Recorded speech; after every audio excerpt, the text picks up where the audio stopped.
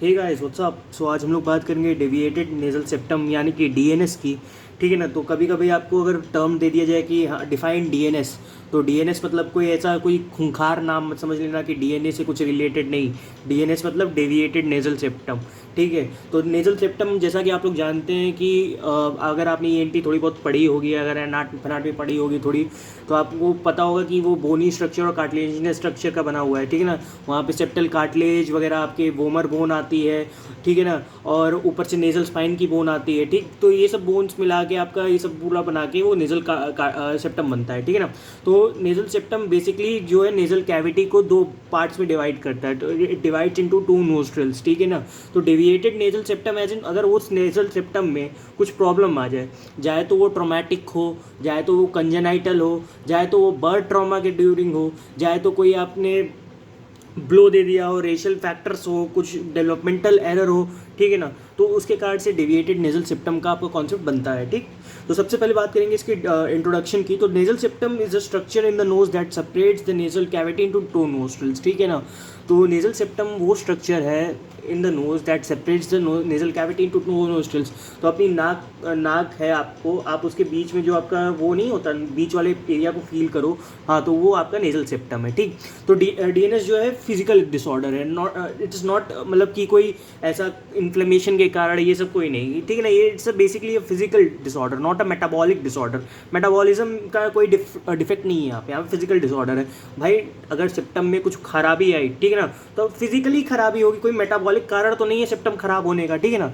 There is displacement of nasal septum. तो यहाँ पे नेजल सिप्टम का कोई डिस्प्लेसमेंट हो सकता है। There is some displacement in about 80% of people. 80% of people में ये डिस्प्लेसमेंट होता है। ठीक है ना। तो बहुत सारे स्टडीज़ में देखा गया है अबाउट 58% पीपल जो होते हैं कि उनको डीएनएस होता है 58% पीपल में, लेकिन उतना पता नहीं चलता है। ठीक है ना। पता क्यों नहीं चलता है? बिकॉज क्योंकि आपको कोई ज़िंदगी लाइफ लॉन्ग कोई प्रॉब्लम नहीं होती। तो जिसमें बहुत ज़्यादा डेविएशन हो, ठीक है ना, बहुत ज़्यादा किसी में डेविएशन होता है, तो उनका पता चलता है कि हाँ इनको डीएनएस है, तो उनको सर्जिकल मैनेजमेंट की ज़रूरत है। तो सर्जिकल मैनेजमेंट की हम लोग आगे बात करेंगे कि दो तरीके की सर्जिकल मैनेजमेंट होती है, जैसे कि एसएमआर होता है, सब म्यूकोसल डिसेक्शन ऑफ, ठीक है ना, और एक होता है आपका ये सेप्टोप्लास्टी। ठीक है ना। तो सब म्यूकोसल रिसेक्शन और सेप्टोप्लास्टी हम लोग देखेंगे। ठीक है ना। तो अब बात करते हैं इसकी इटियोलॉजी की। तो इटियोलॉजी क्या क्या हो सकते हैं भाई, किस किस कारण से हो सकता है? Aetiology basically means the positive agents causing this. ठीक है ना। तो ट्रॉमा हो सकता है, बर्थ ट्रॉमा हो सकता है 50%, 58% में मैंने आपको एक फिगर दिया है, अगर आपको याद रखना है तो आप याद रख सकते हो। ठीक है। बेसिकली कोई किसी बंदे ने मतलब कि दो बंदों में लड़ाई होगी लड़की को लेकर, तो लैटरल ब्लो ऑफ नोज हो गया। ठीक है ना। मारा एक मुक्का, उसकी नाक लैटरल ब्लो होगी। ठीक है ना। तो डेवलपमेंटल एरर हो सकता है, हाई आर्च पैलेट। ठीक है। कुछ डेवलपमेंटल एरर्स हो सकते हैं। ठीक है। तो आप जैसे आपका पैलेट जो है हाई आर्च हो, हाई आर्च मतलब ऐसे जो ऐसे घूम जाए, ठीक है ना, थोड़ा सा हाई आर्च हो जाए। रेशियल फैक्टर्स होते हैं, तो कॉकेशियंस जो होते हैं वो मोर इफेक्टेड होते हैं। अगर आपको रेशियल फैक्टर्स में जानना है तो कॉकेशियंस में ज़्यादातर आपको केसेस में आपको डीएनएस देखने को मिलता है। ठीक है ना। हेरिडिटरी फैक्टर्स हो सकते हैं, तो it tends to run in families. तो आपको कुछ फैमिलीज में देखा होगा कि उनकी नाक जो है बहुत ही सिमिलर लगती है कुछ कुछ फैमिलीज की। ठीक है ना। तो अगर आप जैसे कि अगर थोड़े से आप खुशनुमा माहौल से, खुशनुमा परिवार से आते, तो कहते हैं लोग कि नाक पकौड़ी जैसी होती है। ठीक है ना। लोगों की, उनके फैमिली की। ठीक है। तो there is some hereditary factors that affects DNS basically. ठीक है ना। तो टाइप्स में क्या क्या होगा, टाइप्स आप लोग अगर याद करना है तो आप लोग स्टैट्स से याद रखते हो, एक निमोनिक मैंने बना दिया है। तो एस से आपका एस शेप डिफॉर्मिटी हो जाएगी। ठीक है ना। टी से तुम्हारा जो होता है थिक वाला हो जाएगा, ए से तुम्हारा एंटीरियर डिसलोकेशन, सी से तुम्हारा सी शेप डिफॉर्मिटी, और एस से तुम्हारा स्पर होता है। ठीक है ना। तो सबसे पहले बात करेंगे एंटीरियर डिसलोकेशन की। एंटीरियर डिसलोकेशन में क्या होता है? सेप्टल कार्टिलेज में भी डिसलोकेटेड। तो सेप्टल कार्टिलेज क्या हो सकता है? वो डिसलोकेटेड हो सकता है in one of the nasal chamber. किसी भी एक नेजल चैम्बर में आपका जो है सेप्टल कार्टिलेज हो गया डिसलोकेटेड। ठीक है ना। डिसलोकेटेड ये सेप्टल कार्टिलेज होता है। और सी शेप डिफॉर्मिटी हो सकती है। C shape deformity as in septum is deviated in a simple curve to one side. ठीक है ना। तो एंटीरियर डिसलोकेशन में बेसिकली आपका जो है कि एक साइड जो है नेजल चैम्बर की वो डिसलोकेट हो गया, dislocated into one side of the nasal chamber. And C shape deformity is septum is deviated in a simple curve. जैसे एक मैंने नाक का ये बना दिया, ठीक है ना, तो ये एक नेजल सेप्टम है, तो ऐसे घूम गया वो सी के फॉर्म में। ठीक है। तो एक वन साइड पे हो गई, और अगर ये एक साइड शिफ्ट हो गई तो यहाँ पे ज़्यादा खाली स्पेस बची, और ज़्यादा खाली स्पेस होने के कारण से यहाँ पे जो मीएटस होते हैं वो कभी कभार इलाज कर जाते हैं, जो टर्बिनेट्स होते हैं वो कभी कभार इलाज कर जाते हैं, तो कंपनसेटरी हाइपरट्रॉफी ऑफ टर्बिनेट्स, ठीक है ना। टर्बिनेट्स जो होते हैं बोन्स होती हैं और उसके अंदर जो स्पेस होता है वो मीएटस होता है, ठीक है ना। तो हाइपरट्रॉफी ऑफ टर्बिनेट्स देखने को मिल जाएगा ऑन द अदर साइड, ठीक है ना। तो हाइपरट्रॉफी यहाँ पे टर्बिनेट्स देखने को मिलेगी, जो कि आपको बेसिकली एक्सरे में आपको क्लियर हो जाएगा, ठीक है ना। तो एस शेप डिफॉर्मिटी हो गई, तो एस शेप में क्या एक मतलब नाक का मतलब नाक बना दी, ठीक है ना। तो अगर एस शेप डिफॉर्मिटी हुई तो देख के समझ में आ रहा है कि बायलैटरल जो है इसमें बायलैटरल नेजल ऑब्स्ट्रक्शन होगा, ठीक है ना, एस शेप डिफॉर्मिटी में, ठीक है ना। तो नेक्स्ट हम लोग बात करेंगे स्पर्स की। स्पर्स मतलब क्या होता है स्पर्स, तो शेल्फ लाइक प्रोजेक्शन हो गया। Spurs basically are shelf like projection pressing on the lateral wall and giving rise to headache, ठीक है ना। तो एक शेल्फ लाइक प्रोजेक्शन हो गया स्पर्स का मतलब, ठीक है ना। शेल्फ लाइक प्रोजेक्शन हो गया और ये प्रेस करता है कहाँ पे, लैटरल वॉल पे प्रेस करता है और गिविंग राइज टू हेडेक, और ये हेडेक कॉज कर सकता है, ठीक है। तो थिकनिंग क्या हुआ, थिकनिंग में ये ऑर्गेनिजम्स कुछ ऑर्गेनिजम्स के कारण हो सकता है, ठीक है ना। तो ये क्या करता है, एक बेसिकली हेमाटोमा फॉर्म बना देता है, हेमाटोमा, ठीक है ना। ऑर्गेनिजम्स का हेमाटोमा हो गया।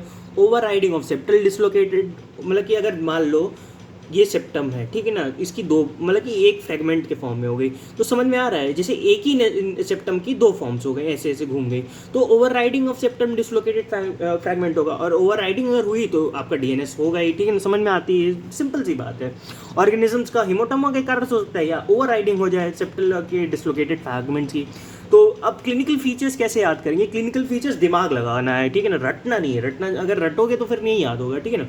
तो डीएनएस होगा, सोचो क्या क्या हो सकता है, डीएनएस हो गया, सेप्टम डिविएट हो गया, क्या हो सकता है, नेजल ऑब्स्ट्रक्शन हो सकता है भाई, ठीक है ना। अगर बायलेटरल अगर होता है, अगर बायलेटरल हो गया, एस शेप डिफॉर्मिटी हो गई तो नेजल ऑब्स्ट्रक्शन हो सकता है। हेडेक मैंने आपको बताया स्पर में देखने को मिलता है क्योंकि shelf like projection pressing on lateral wall leading to the headache, ठीक है ना। और साइनोसाइटिस हो सकता है, साइनोसाइटिस साइनस का इन्फ्लेमेशन हो सकता है। इपिस्टैक्सिस अगर डीएनएस होता है तो ठीक है ना, तो हो सकता है वो उसके कारण से डीएनएस के कारण से आपको रिकरेंट इपिस्टैक्सिस के एपिसोड्स आने लगे, ठीक है ना। एनोस्मिया मतलब लॉस ऑफ स्मेल हो सकता है भाई, क्योंकि डीएनएस हुआ, ऑब्स्ट्रक्शन हुआ तो लॉस ऑफ स्मेल। एक्सटर्नल कुछ डिफॉर्मिटी हो सकती है, ठीक है, बंदे को कोई एक्सटर्नल डिफॉर्मिटी, ठीक है, कॉस्मेटिक डिफेक्ट इसको कहते हैं, कॉस्मेटिक डिफेक्ट कि बाहर से कोई बंदा किसी को अपनी नाक टेढ़ी नहीं पसंद होगी कि हाँ ये आपकी नाक पहले सीधी जा रही थी ऐसे टेढ़ी हो गई, ठीक है, टेढ़ी नाक वाली, ठीक है ना, लड़कियों की नाक मोस्टली टेढ़ी होती है, ठीक है, जोक्स अपार्ट। एक्सटर्नल डिफॉर्मिटी या कॉस्मेटिक डिफॉर्मिटी हो सकती है। मिडिल ईयर इन्फेक्शन हो सकता है, ठीक है, किसी को भी अगर ओटाइटिस मीडिया बेसिकली करता है कि ओटाइटिस मीडिया कॉज कर सकता है, मिडिल ईयर इन्फेक्शन डीएनएस के कारण हो सकता है। ट्रीटमेंट क्या होगा, माइनर डीएनएस में अगर होता है, देखो माइनर डीएनएस में अगर एसिम्प्टोमेटिक बंदा है लाइफ लॉन्ग उसको कोई ट्रीटमेंट की जरूरत नहीं है। अगर कॉस्मेटिक डिफेक्ट है, अगर कॉस्मेटिक डिफॉर्मिटी है, वो नाक अगर अपनी अच्छा करवाना चाहता है तो सेप्टोप्लास्टी के लिए जा सकता है, ठीक है ना। लेकिन ऐसा कोई मतलब खास मतलब इसके लिए ट्रीटमेंट हम लोग ने नहीं बनाया कि अगर आपका काम चल रहा है तो चलता रहे, कोई दिक्कत नहीं है, ठीक है ना। अब क्या होता है कि जो आपकी जो सर्जरी होती है बेसिकली डीएनएस में ना, तो 17 साल तक हम लोग नहीं करते हैं, ठीक है। अब देखो 17 साल का क्यों कॉन्सेप्ट है यहाँ पे, बिकॉज जो फेस के most of the secondary ossifying centres हैं वो अभी बन रहे हैं, ठीक है ना, 17 साल के पहले तक। अब वो 17 साल के तक होने तक बनेंगे, ठीक है ना। अब क्या होता है, अगर 17 साल के पहले हमने मतलब कि ऑपरेट कर दिया, हमने सेप्टोप्लास्टी कर दिया, एसएमआर कर दिया, तो क्या होगा, अगर हमने एसएमआर कर दिया, सेप्टोप्लास्टी कर दी, तो बंदे को जो सेकेंडरी ऑसिफाइंग सेंटर वो फिर से उस डीएनएस को बना सकते हैं, ठीक है ना, क्योंकि अभी तो बोन ऑसिफाई नहीं हुआ, अभी तो ग्रो ही कर रही है।